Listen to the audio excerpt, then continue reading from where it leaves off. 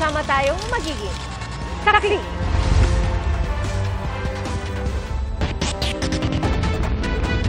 Bumper to bumper ang daloy ng trapiko sa magkabilang linya sa EDSA, Kamuning. Sa Quezon City po yan. At sa NLEX, may build-up ng mga sasakyan pagdating naman sa mga toll gate, partikular na sa Balintawak Toll Plaza. Maghapon naman hanggang ngayong gabi, matindi rin ang traffic sa EDSA. Sa EDSA northbound, mabigat ang daloy ng trapiko mula Makati City hanggang Quezon City. Nahirapang makakuha ng tiket ang ilang pasaherong biyaheng Bicol sa Parañaque Integrated Terminal Exchange o PITX. Ang iba halos kalahating araw naghintay ng biyahe. At saksi live, si Jamie Santos. Jamie? Pia, ngayong huling linggo bago magpagsko ay dagsana ang mga pasahero rito sa PITX na uuwi sa kani-kanilang mga probinsya. Mahaba ang pila sa mga bilihan ng tiket patungo sa iba't ibang probinsya sa Bicol pasado alas 6 ng gabi. May mga pasahero na noong isang buwan pa nakabook online. Tulad na lamang ng nakausap ko na November 20 pa nakabili ng tiket pauwi sa Daraga, Albay. Sa kabila ng mga ulat na matinding traffic ang kanilang susuungin pauwi sa Bicol, hindi raw pwedeng hindi umuwi sa pamilya ngayong Pasko. Nakaprepare na po ako, may mga pagkain na po sa bag. Tapos may pagkain po dito, tapos mga gamot kung sakali tulad ng mahilo, sakit ng tiyan. Yun po ay tradisyon na po sa amin sa Bicol, tapos sa family din para lagi po kaming magkasama para po yun ay banding na po namin. Mula Agusan sa Bicol naman magpapasko ang pamilyang ito. Pero hindi naging madali para sa kanila makakuha ng tiket. Alas 10 pa lang daw ng umaga, nandito na sila sa PITX. Mahigit 8 hours na. May masasakyan naman kami pero 8 PM pa. Ayon sa pamunuan ng PITX, bagaman fully booked na ang ilang air-conditioned bus na biyaheng Bicol, may mga non-air-conditioned bus pa naman na masasakyan. Nagkakaproblema ang ilang bus sa biyahe pabalik sa terminal, pero wala naman daw nagkakansela ng biyahe. Ipinagpapasalamat naman ng ilang pasahero na may LRT station na malapit sa PITX. Tipid sa pamasahe dahil di na sila nagpapalipat-lipat ng sasakyan. Sobrang dami lang ng tao, gawa nga kasi na magki-Christmas season. Convenient. Mabilis. Wala siyang traffic. Magaan siya kasi isang way lang, tapos pa rin dito, bus na lang papunta sa amin. Mahigpit naman ang seguridad na pinatutupad sa buong terminal.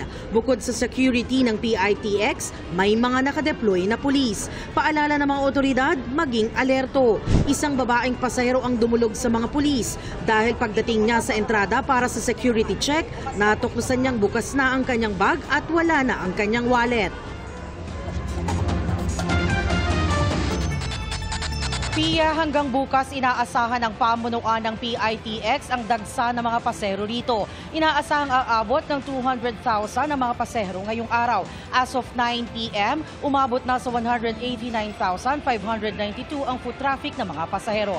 At live mula rito sa Parañaque para sa GMA Integrated News, Jamie Santos ang inyong saksi. Inaasang papalo sa 4.3 milyon na pasahero ang daragsa sa mga paliparan sa buong holiday season. At sa mga pantala naman, nasa 4.5 milyon na pasahero ang inaasang bubuhos hanggang sa unang linggo ng Enero. Saksi, si Joseph Moro. Buhos na ang mga pasahero sa mga pantalan gaya sa Manila Northport kung saan samot-sari ang bitbit ng mga uuwi sa probinsya para sa Pasko. Si RJ kasama pa ang alagang aso pauwi sa Palawan. Doon na po siya for good. Iuwi ko na po siya. Ayon sa shipping line na bumabiyahe rito, fully booked na ang mga biyahe ng kanilang barko hanggang December 24. Wala namang biyahe sa December 25 pero balik operasyon na sila sa December 26. Mahigit 3,000 pasahero naman ang dumagsa sa Batangas Port ngayong araw, maya't maya ang ikot ng mga otoridad para mag-inspeksyon sa mga bagahe. Isang balisong ang nakumpiska. Wala namang kanseladong biyahe sa mga pantalan sa kabila ng low pressure area sa Mindanao ayon sa Philippine Ports Authority o PPA.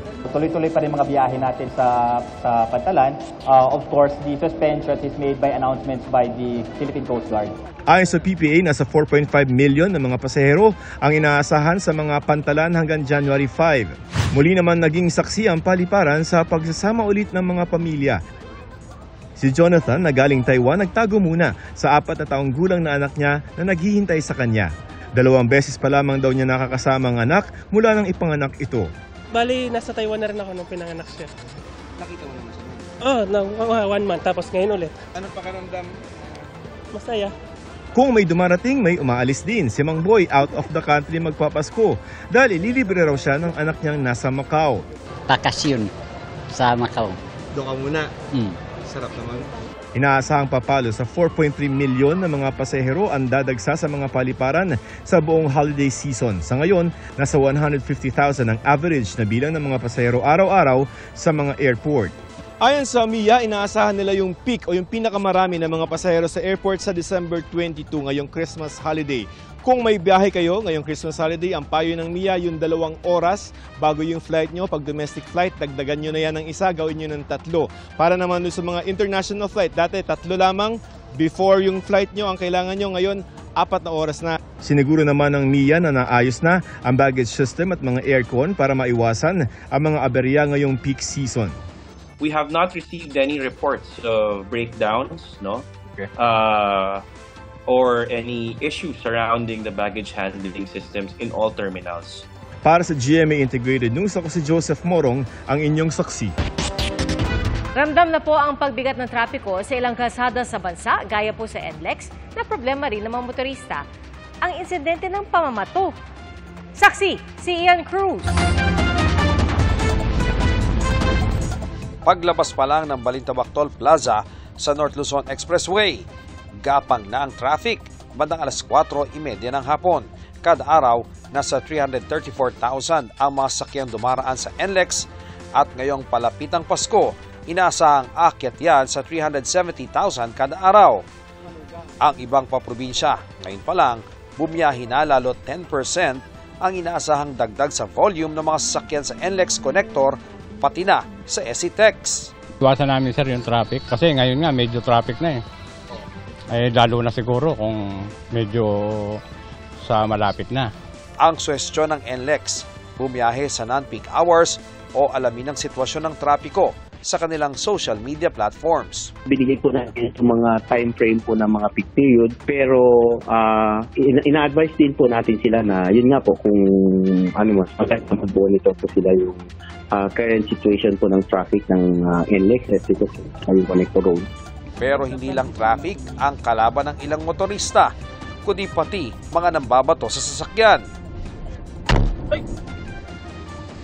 Nag-crack ang windshield ng sasakyan ni dating Kapuso reporter Cedric Castillo dahil sa pambabato sa NLEX Tabang Spur Road. Nabalitaan ko dun sa area na yun, may namatay na before.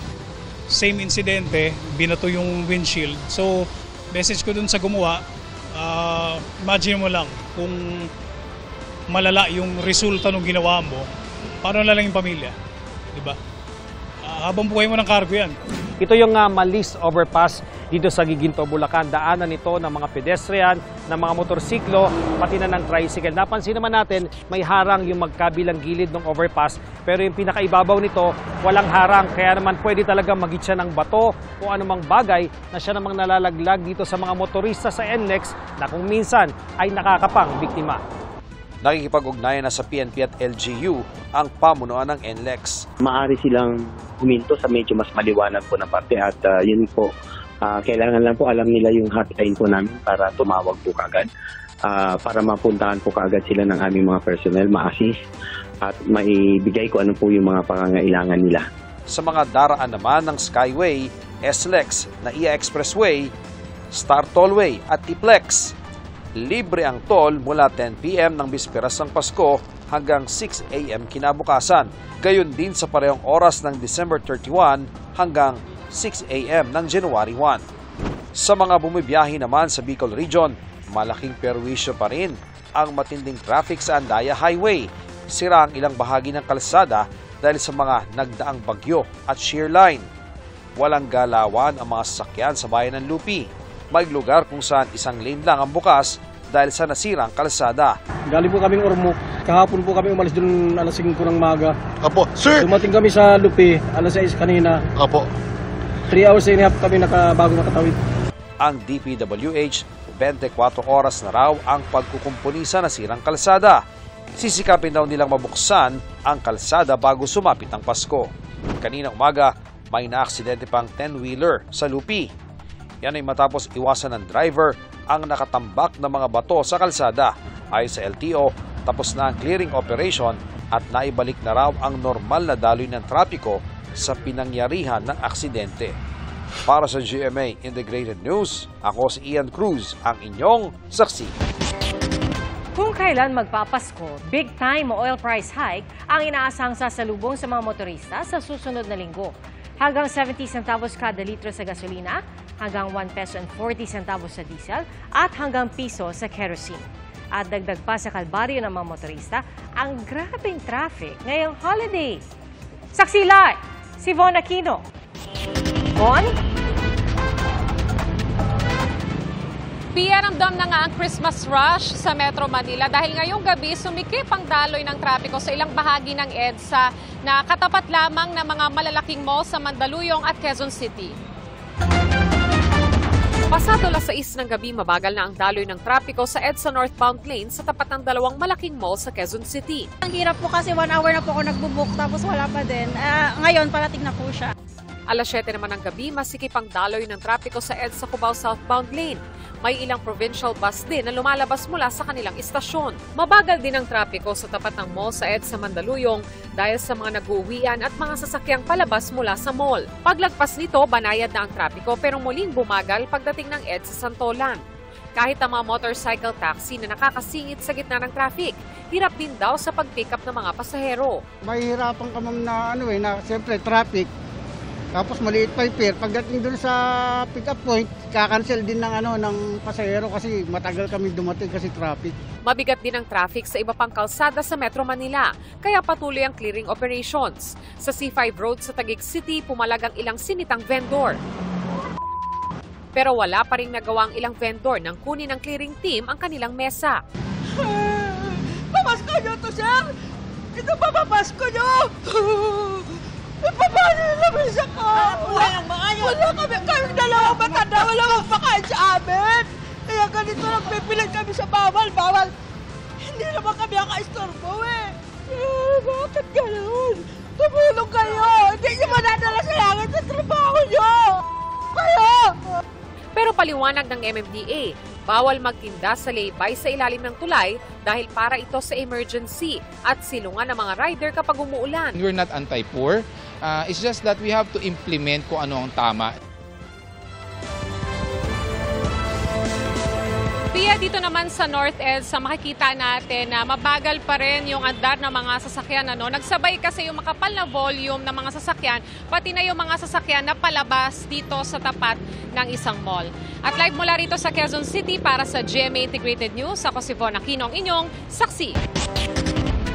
Pinuna po ng isang grupo ang bagong disenyo ng mga polymer banknote na inilabas ng Bangko Sentral ng Pilipinas. Wala na kasi ang mukha ng mga bayani at mga dating leader ng bansa. Nagpaliwanag naman ang BSP. Saksi, si Jonathan Andar.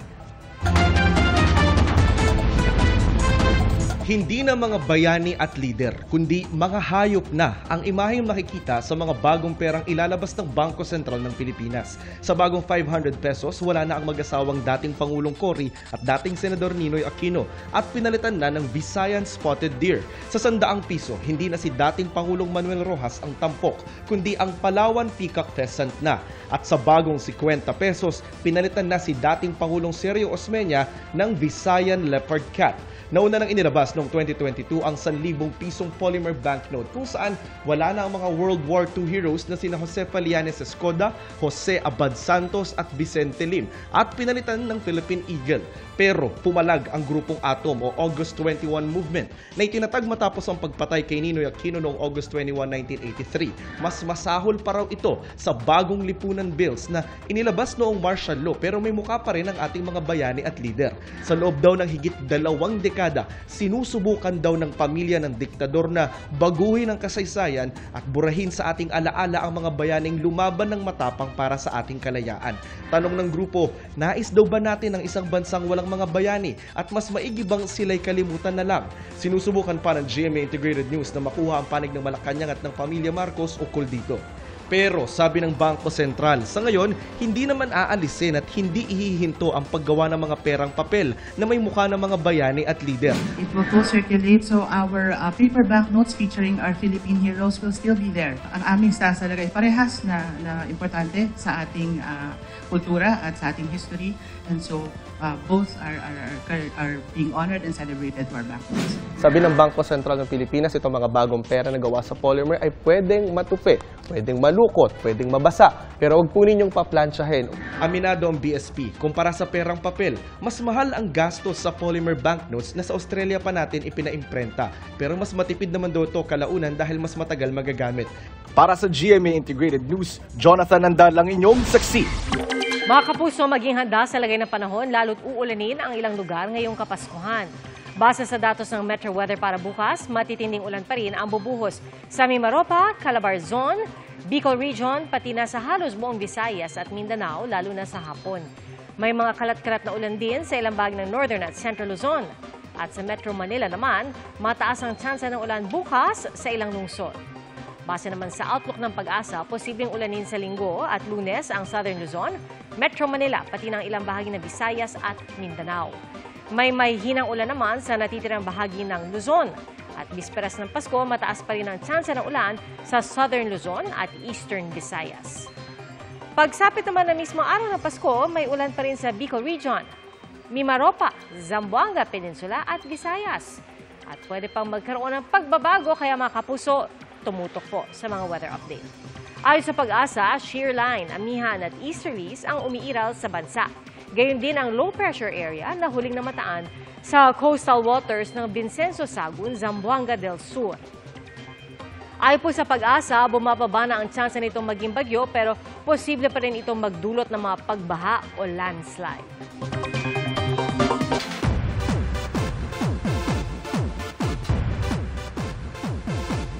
Good news po, madlang kapuso, dahil tuloy-tuloy ang pagpapasaya ng noontime show na It's Showtime sa GMA Network sa 2025. Sa inilabas na pahayag ng ABS-CBN, ikinatutuwa nila ang balita na mapapanood pa rin ang noontime show sa GMA Network. Nagpapasalamat din sila sa network dahil sa patuloy nitong tiwala at suporta. Lumagda sa isang kasunduan ng COMELEC at NBI para labanan ang iba't ibang paglabag sa election rules. Isa raw sa inaasa ng COMELEC ang talamak na vote buying sa 2025. Saksi, si Maki Pulido. Ang bilihan ng boto parang singtanda ng halalan sa bansa at hindi maiiba sa parating na 2025 elections. Ini-expect natin sa darating na halalan, magiging talamak ang pamimili. Nagagamit na ang payment platforms ngayon sa bilihan ng boto. Pero tingin ni Garcia, sa 2025 elections, mas personal ang magiging abutan ng pera. Alam na raw kasi ng vote buyers na minomonitor na ito ng mismong payment platform na agad ire-report sa COMELEC. Pag ikaw nagpadala sa 20 tao at mahigit sa isang araw, sa isang transaksyon, pipresyong ka namin na engage sa vote buying. Sa pag-aaral daw ng Okta Research, hindi nagbebenta ng boto ang karamihan sa mga Pinoy. Pero kalimitan, ang mga mahihirap na botante ang sinasamantala ng mga politiko. Maraming klase ng vote buying, pwedeng in cash or in kind. At kalimitan, binubuhos ito sa mga huling araw bago eleksyon, ayon sa political analyst na si Ranjit Rai. Instead of thinking long-term and thinking of big things like democracy, citizenship, and leadership, they look at the short term. It's a chance for us to eat. Mas madalas daw na boto ng buong pamilya ang binibili. Talamak daw ito sa local level o para sa mga posisyon halimbawa ng councilor, mayor, governor o congressman. There's a package given to the family to vote or not to vote. Certain communities and barangays that are not favorable, a local politician will try to either prevent them from voting or encourage them to vote. Sabi ng COMELEC, pinahihina ng vote buying ang integridad ng eleksyon. Kaya nilagdaan ang Memorandum of Agreement sa pagitan ng COMELEC at NBI para mabantayan di lang ang vote buying, kundi iba pang paglabag sa election rules. Hindi ko sasabihin sa inyo ang gagawin naming action dahil malalaman na nila. Pero meron na po kaming plano. Sa GMA Integrated News, Maki Pulido ang inyong saksi.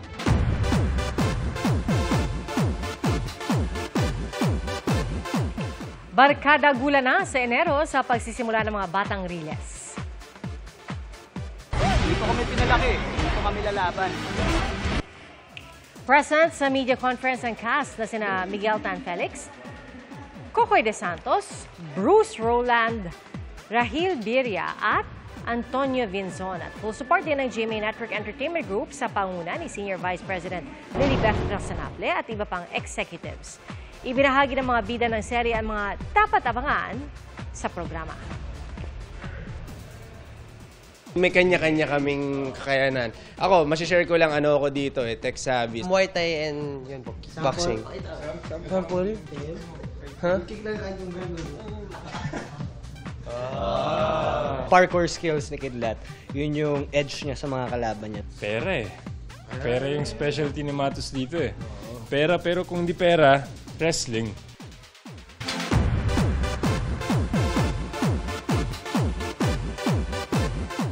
Star-studded ang black carpet premiere night ng Green Bones.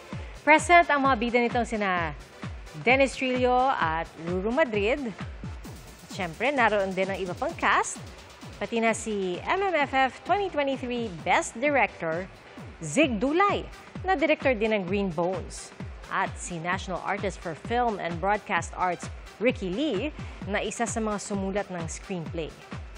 Nagpakita rin ng suporta ang Kapuso Executives sa pangunguna ni GMA Network Senior Vice President Attorney Annette Gozon Valdez, GMA Pictures Executive Vice President and GMA Public Affairs First Vice President Nessa Valdeleon, at Sparkle GMA Artist Center First Vice President Joy Marcelo. Ang Green Bones ang official entry ng GMA Pictures, GMA Public Affairs at Brightburn Entertainment sa 50th Metro Manila Film Festival.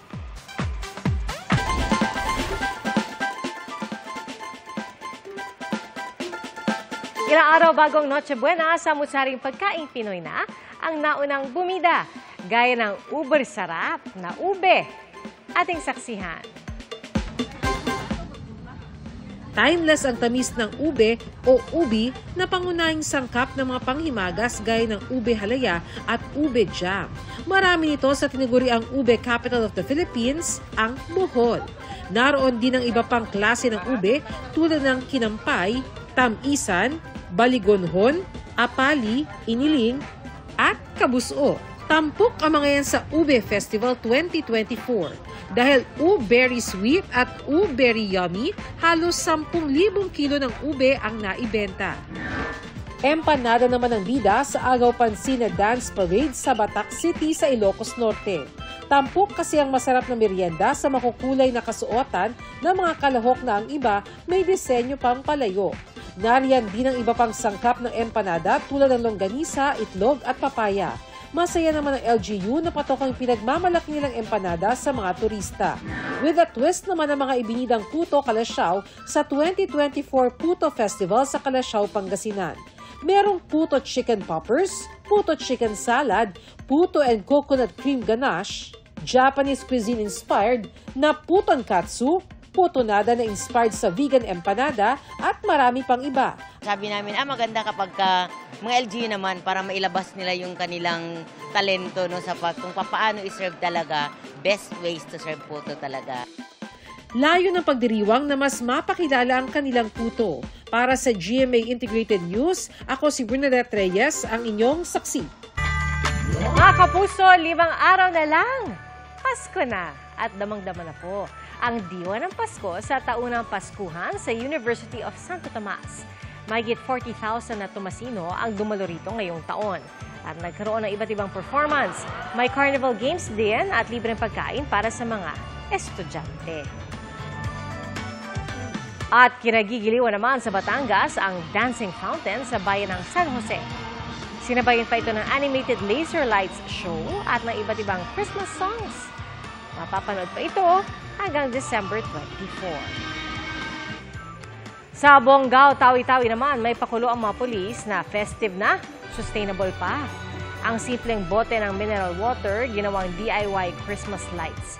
Isinabit ito sa isang puno na ngayon, instant attraction na sa lugar. At salamat po sa inyong pagsaksi. Ako si Pia Arcangel para sa mas malaking misyon at sa mas malawak na paglilingkod sa bayan. Mula sa GMA Integrated News, ang News Authority ng Filipino. Hanggang sa Lunes, sama-sama po tayong magiging saksi.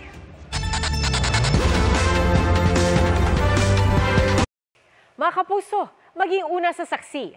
Mag-subscribe sa GMA Integrated News sa YouTube para sa iba't ibang balita.